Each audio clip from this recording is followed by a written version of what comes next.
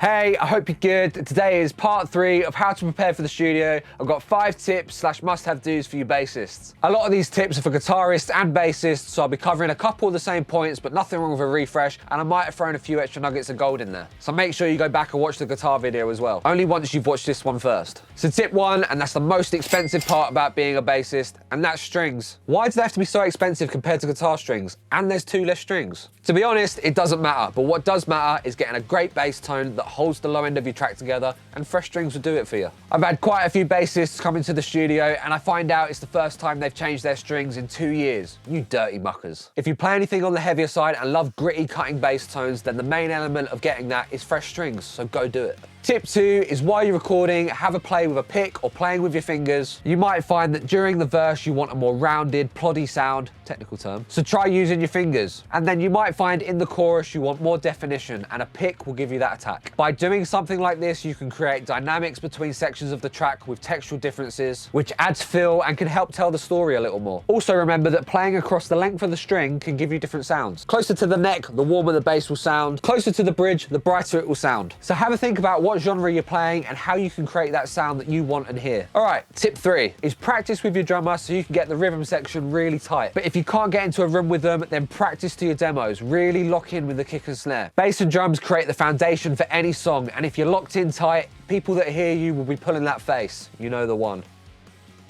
Tip number 4 is getting your bass set up. If your guitarist is getting their guitar set up, then see if you can get your bass in for a service at the same time. The tech might do a slight discount for multiple guitars, so that's a win for both of you. But don't expect it. You want your bass to have no buzzing across the neck at any fretted position, your intonation to be as bang on as possible, and to have nice control sustained for days. All right, I'm about to say that recurring tip. And tip 5 is know your parts. There's not a lot more to say, really. So go set 30 minutes to an hour a day to get your parts nailed so you don't look like a melon when it comes to tracking. You'll thank yourself later. Links to strings, tuners, picks, anything I think is cool for you bassists are linked below, so go check those out. If you have any fun, cool tips or experiences, drop it in the comments below. And if you've made it to the end, you legend. Cheers. Make sure you subscribe, like and comment. All the links to my socials are below, so make sure you go check those out if you fancy. Have a great day, and I'll see you next time for 5 tips on how to prepare for the studio vocalists.